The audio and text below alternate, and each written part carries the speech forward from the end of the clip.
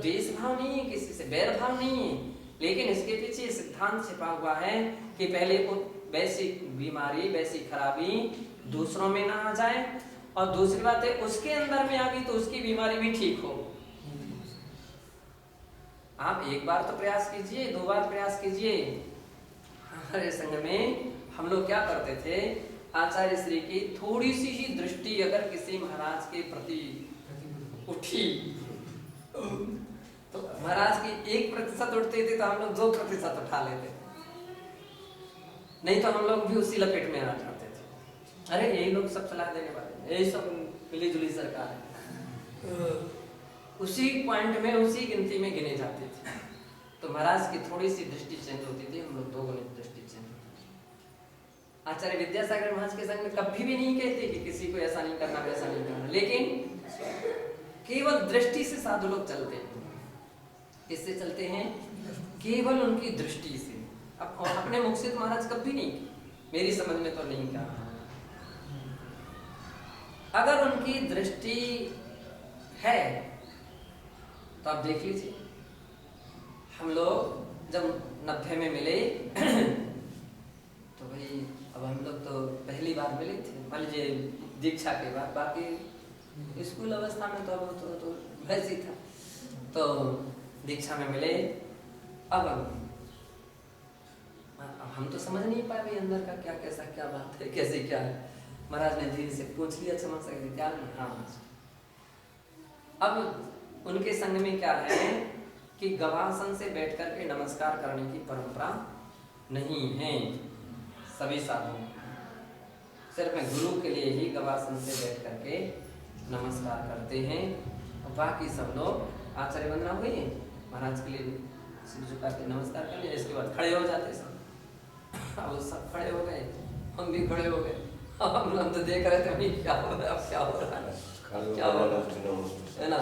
तो हम तो देख रहे थे महाराज के लिए, हमने कि सर आशीर्वाद दे रहे हैं कि महाराज उठ रहे हैं कि क्या कर रहे हैं। अब इस ओर से समाधि सागर जी, महाराज नमस्ते नमस्ते, वो योग संगत वहाँ से पीछे से, अरे मैंने कही नमस्ते नमस्ते, हमने भी नमस्ते नमस्ते वैसे ऐसे सबके लिए करना। दृष्टि यदि महाराज की गुरु की हो गई, इशारे से कम, संकेत से कम, और दृष्टि मुड़ गई थोड़ी सी, ऐसी दृष्टि, ऐसी दृष्टि तो रेलगाड़ी की तरह निकल गई। हाँ, एक संग मिला सोनागिर जी में, सुमति सागर जी महाराज का, बेचारे लेने आए पूरा संग, और एक सीमा पर ये सब लोग दबासन से बैठ गए, और सब एक पर एक अवसर देकर यहाँ से वहाँ से कर गए। हमें और तो कुछ यहाँ पर समालोचना और वो नहीं करना, केवल इस पॉइंट पर बात करना है कि गुरु की दृष्टि, गुरु की दृष्टि। आप पूछने की आवश्यकता, हम नमस्कार करें कि नहीं करें महाराज, हम उनसे बैठे उनके पास कि नहीं बैठे, ये आप क्या पूछने, मिल तो लो कम से कम, बात तो करे लो कम से कम है। तो भैया आगम कह रहा है कि तुम भी उसी कोटि में आ जाओगे। अगर ऐसा किसी ने किया तो वो भी, उसके लिए भी कोई नमस्तु नहीं करता है, क्यों नहीं नमस्कार, उसी कोटि में, पार्श्वस्थ की कोटि में है। तो इस बात के लिए पूरा पूरा ध्यान रखना पड़ता है कि जिसके लिए आचार्य महाराज कह रहे हैं कि जो गुरु के प्रति भक्ति है, अब उसके ऊपर तो जो भी हो उनका सोच है, जो उनका विचार है, जो उनका चिंतन है, वो बिल्कुल सही है। अगर कदाचित उनके विषय में कोई 19-20 बात हो रही है तो आप धीरे से उनके कान में बात डाल दें, फिर सोच लेंगे और सोचेंगे, विचार करेंगे, फिर आदेश आइडिया देंगे, निर्णय देंगे, है ना। तो उसकी जानकारी, अवसर निकल गया, मौका निकल गया, फिर तुम सुझाव देने आ गए तो उससे कोई फायदा नहीं, फिर कोई खाता नहीं। गुरु भक्ति तो ये है अवसर पर,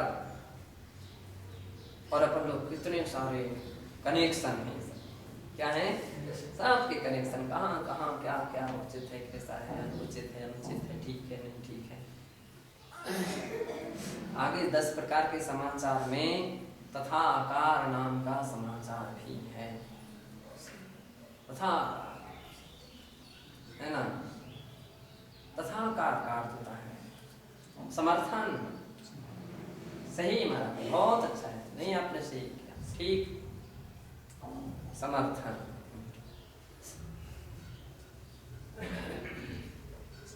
अब तो पता ही नहीं पड़ रहा कि भाई अच्छा किया कि गलत किया। कई बार अपनी सोच में पड़ जाए कि सही किया कि गलत किया। अब इसमें कुशाग्र बुद्धि व्यक्ति चाहिए, तथाकार वाले। अच्छा किया है समर्थन, अच्छा नहीं किया तो उसके विषय में धीरे से संकेत, है ना, संकेत, उसके विषय में विचार कर सकते हैं, सोच सकते हैं, संभल सकते हैं। ये तो है तथाकार की भूमिका तो ये सत्यम है। तो ये अवस्थाएं उनके बीच में, उनके जीवन में, जिनके जीवन में आती गुरु भक्तियां। केवल इतना नहीं है कि आचार्य वंदना पढ़ने कर लिया और हाथ पैर दबा लिया, गुरु भक्ति हो। गुरु भक्ति तो हृदय से होती है और हृदय से सारी बातों को देखा जाता, परखा जाता। समर्पण है, समर्पण कहलाता है। समर्पण तो फिर समर्पण कहलाता है। समर्पण यानी समर्पण। मिट्टी ने सौंप दिया अपने आप को कुम्हार के लिए। अब कुम्हार घड़ा बना रहा है कि मूर्ति बना रहा है, जो भी बना रहा है। लेकिन शिष्य समर्पण करता है तो सोचता है कि हमारे लिए तो अच्छा ही बनाया जाएगा, कभी भी गुरु किसी के लिए गलत नहीं बनेगा। संस्कार देंगे तो अच्छे ही संस्कार देंगे, बात करेंगे तो सबके भले की ही बात करेंगे, हित की बात कहेंगे। ये बात एक अलग है। अपनी अनादिकाल की अज्ञानता व्यक्ति के अंदर में रहती है, वो सही नहीं समझ पाता, मिथ्यात्व का असर ऐसा रहता, प्रभाव ऐसा रहता, पुरानी अवधारणा, पुरानी मान्यताएं, पुराने अपने अपने विचार छूट नहीं पाते हैं। ज्ञान का, थोड़े से ज्ञान का अहंकार रहता है व्यक्ति के अंदर में। वो लगता है कि हम तो उनसे भी बढ़ करके सोच वाले। नहीं, ऐसा नहीं। जिनवाणी तो सामने रखी है ना, आगम सामने रखा है। अब उससे बढ़कर के अपना ज्ञान कभी नहीं मानना चाहिए। हमको नहीं चाहिए किसी की प्रशंसा है, नहीं चाहिए हमको किसी की प्रतिष्ठा। हमको इतनी प्रशंसा के हम भूखे नहीं हैं कि हम सबसे हिले मिले रहे, सब हमको हाथ पर लिए रहे। अरे क्या हाथ पर लिए, हम ऐसे ही हाथ पर पहुंचना चाहते हैं जो सही हाथ हो। दुनिया पर कितने भी जैसे बोलता है ना, मूर्खों के गुरु बनने की अपेक्षा, 100 मूर्खों के गुरु बनने की अपेक्षा से एक मूर्खों के 100 मूर्खों की अपेक्षा से, मूर्खों के गुरु बनने की अपेक्षा से एक ज्ञानी का शिष्य बनना अच्छा। क्या, एक ज्ञानी का, एक सच्चे गुरु का शिष्य बनना अच्छा है। एक चंद्रमा ही काफी है, हजारों नक्षत्रों की तुम दौड़ो पकड़ते रहो। अरे एक चंद्रमा पकड़ तो इतने प्रशंसा के भूखे नहीं रहना चाहिए, इतने प्रशंसा के लोभी लालची नहीं रहना चाहिए कि बाजार का नारियल है ना, जहाँ चाहे फोड़ दो, इस देरी पर फोड़ो, उस देरी पर। अरे शेर इतना छोटा थोड़ी है, सड़ा नारियल नहीं। मन मस्तिष्क इतना ऊंचा बना करके रखो, एक बार चयन कर लो, एक बार सोच लो, और जो सोचो मजबूती से सोचो और फिर उसमें मजबूत रहो। ऐसी अवस्थाएं अपने जीवन में आना चाहिए।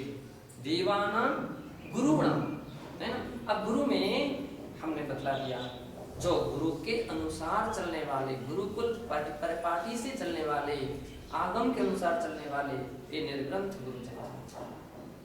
साक्षात विपरीत अवस्था देखी जाती है। वो क्या गुरु कहलाएगा क्या? वो क्या साधु कहलाएगा क्या? साधु का लक्षण कहलाएगा? फिर भी हम मानते चलो भैया तुम एक बार उसको सही रास्ते पर ले आओ तब हम पूरा पुरुषार्थ मानेंगे आपका।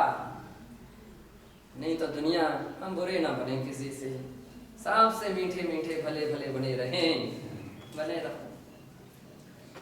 भले दुनिया से बन सकते हो लेकिन वह भला सही नहीं है जो आदम से विपरीत हो जाए। धर्म से वो क्या भला है? लौकिकता में तुम्हारे लिए भलाई मिल जाएगी, प्रशंसा मिल जाएगी, परमार्थ में तो विपरीत ही होगा परमार्थ से। इसलिए इन बातों का ध्यान रखना चाहिए। अपना त्रैधार्य साधु जन है, बेचारे बूढ़े बूढ़े साधु भी साधना के पथ पर लगे, सम्यक मार्ग पर लगे। समयस्य सिद्धांतस्य च भक्ता समय सिद्धांत। अब सिद्धांत यानी जितना भी आगम है, जिनवाणी है, चाहे वो प्रथमानी हो, करणानी हो, चरणानी हो, द्रव्यानी, जिनवाणी है, उस जिनवाणी का जो भक्त है, आराधका, आराधन करने वाला है, श्रद्धा रखने वाला है, उनके पद चिन्हों पर चलने वाला है, और नहीं चल पाए तो कम से कम पश्चाताप करने वाला है कि भैया हम चाहते हैं साधु पहाड़ों पर रहना चाहिए, पहाड़ की शिखरों पर तपस्या करना चाहिए, भगवान से प्रार्थना करते हैं प्रभु ऐसी शक्ति हमको भी दीजिए कि हम भी तपती दोपहरी में शिखर पहाड़ के शिखरों पर खड़े होकर के साधना करें, ठंडी के मौसम में नदी के किनारे बैठ जाए और बरसात में वृक्ष मूल योग धारण करो। 4 महीने का क्या हम भी बाहुबली की तरह योग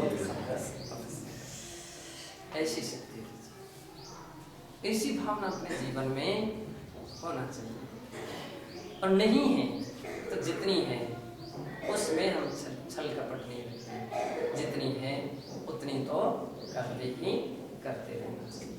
समय भक्त है, हम अपनी कमजोरी से कहीं आगम को नहीं मोड़ेंगे, अपनी कमजोरी से, अपनी शिथिलता के कारण हम शास्त्रों के लिए नहीं मोड़ सकते। क्या अपन से पालन नहीं हो रहा तो इसमें शास्त्रों में ऐसा लिखा नहीं भैया, ये आप अपनी कमजोरी है ना, उसको आप अपनी कमजोरी समझो। शास्त्र कभी नहीं कहते कि आप दिन में सोइए, कभी नहीं। अभी आपकी कमजोरी है कि आपके लिए 10 मिनट तक विश्राम लेना पड़ रहा है, सोते नहीं हैं, योग निद्रा है।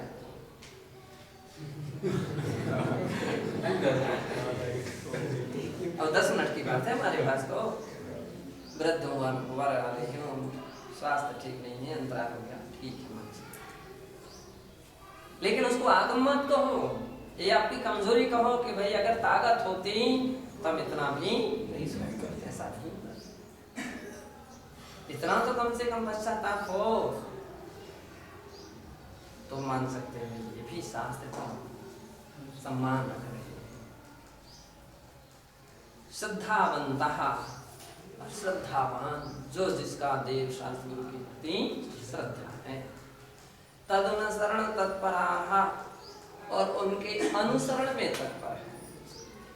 अनुसरण जैसा अच्छा काम गुरुजन कर रहे हैं हम भी वैसा ही करेंगे, उनका अनुसरण, उनके पद चिन्हों पर चल करके अपने जीवन को सार्थक करेंगे, सफल करेंगे। ये तदनुसरणता। गुरु कुछ कहें और करो कुछ, अब तो अनुसरण नहीं कहलाएगा, हैं? वो तो विपरीतता है, वो विपरीतता है। गुरु जन अपने संग में तो कैसे व्यक्तियों को परखते हैं?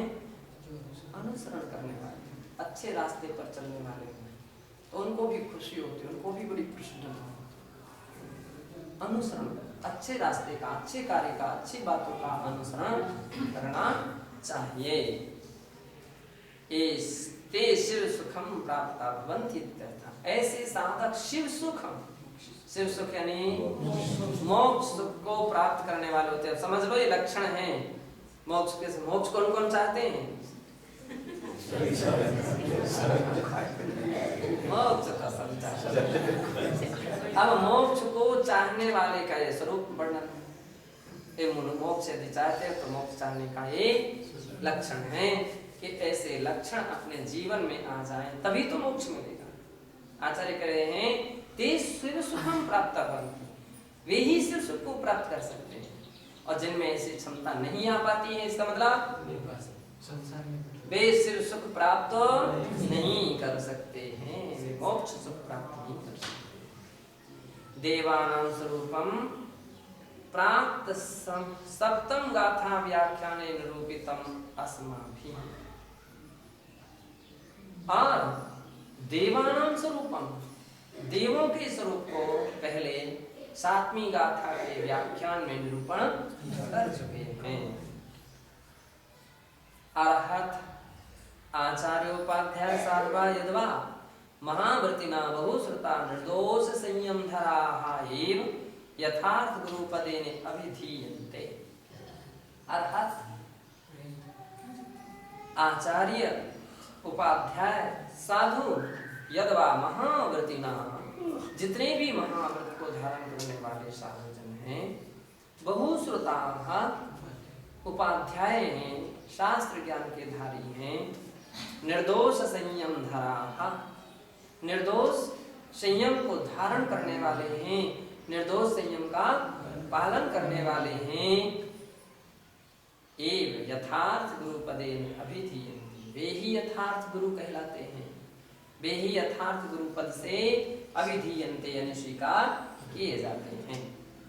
निश्चय तो निजात्मैव गुरु, निश्चय से जब देखें आत्म साधना में लीन व्यक्ति जब रहता है, उस समय संकल्प विकल्प से परी दशा होती है, वही ही आत्मा उसका गुरु।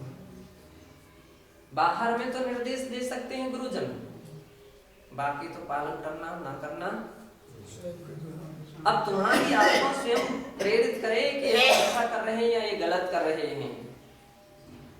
अच्छा कर रहे हैं, आत्मा ने आपको प्रयास किया, प्रेरित किया है अच्छे कार्य के लिए। बुरा कर रहे हैं, उसको नहीं करने के लिए प्रेरित किया है ना। कथन में जितना भी आएगा वो सब व्यवहार है, ये सब व्यवहार है। ध्यान निर्विकल्प दशा की ध्यान में वो निश्चय कहलाएगा। निश्चय में जब निर्विकल्प साधना में डूब जाएगा साधक, तो उसका आत्मा ही उसका गुरु है। क्यों? अब व्यवहार में तो नहीं बतला सकते, अब तुम निश्चय ध्यान में डूबे हो, अब व्यवहार से कोई समझाए तो कैसे समझ आएगा, अन्यथा उसका निर्विकल्प ध्यान नहीं रहेगा।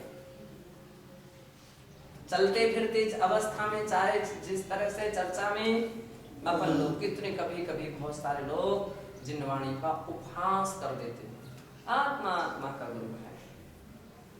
कौन से शास्त्र में पढ़ लिया, कौन से शास्त्र में पढ़ा, कहाँ पढ़ा और कौन से नहीं से बोलते चालते कौन से निश्चय में बैठे हो, व्यवहार में भटक रहे हो और निश्चय की बात कर रहे हो, है ना। उस निर्विकल्प दशा में पहले डूबिए, बस उस समय आत्मा आत्मा का गुरु है। बाकी समय तो जो दीक्षा शिक्षा गुरु हैं वे हमारे निर्विकल्प ध्यान से हटे कि दीक्षा शिक्षा दायक है ना, तो फिर गुरु हो जाएगा। नहीं तो फिर तो कहेगा ठीक है बैठे रहो, आत्मा आत्मा का गुरु एक ही दिन में तुम्हारी परीक्षा हो जाएगी, है ना। क्यों? निश्चय से हार नहीं होता। आओ मैदान पर करो निश्चय की बात, निश्चय में हार नहीं होता। बैठो यहाँ पर, अरे जितनी बात में कह रहे हो बात ऐसी पकड़ो, हार नहीं होता। बैठो, निश्चय में शरीर बीमार नहीं होता, निश्चय में थकान नहीं आती, ठंडी नहीं लगती, मच्छर नहीं काटते, आ जाओ निश्चय के मैदान में, परीक्षा हो जाएगी। तो निश्चय को हम कहाँ लगाना, और निश्चय को निश्चय से लगाओ, व्यवहार को व्यवहार। तो आपका लगाना ठीक है। अन्यथा कितने लोग निश्चय की ओट में व्यवहार को खोट दे देते हैं। निश्चय की ओट में व्यवहार को खोट, और कितने व्यवहार की ओट में निश्चय को खोट दे देते हैं। तो आड़ मत लो, निश्चय की बात है तो निश्चय से करो, व्यवहार की बात है तो व्यवहार से करो, तो कोई परेशानी नहीं। निश्चय को व्यवहार में लगाओगे और व्यवहार को निश्चय में लगाओगे तो आपका सिद्धांत बाधित हो जाएगा। तो इसलिए कहते हैं कि निश्चय में जिस समय साधक आत्म साधना में डूबता है, लीन हो जाता है, तो सारे संकल्प विकल्प उसके छूटते हैं। उस समय परजन्य, आप तो गुरु की बात कर रहे हो, वहां तो भगवान, देव, शास्त्र, गुरु, कुछ भी विकल्प छूटे, कोई भी विकल्प, वही आत्मा आत्मा का देव है, आत्मा आत्मा ही शास्त्र है, आत्मा आत्मा का ही गुरु है। तो इसलिए बतला रहे हैं कि निश्चयेन तो निज आत्मैव गुरु, लोक व्यवहार दृष्टिया तो स्वापेक्षया समाधिक ज्ञानवान गुरु संभवति।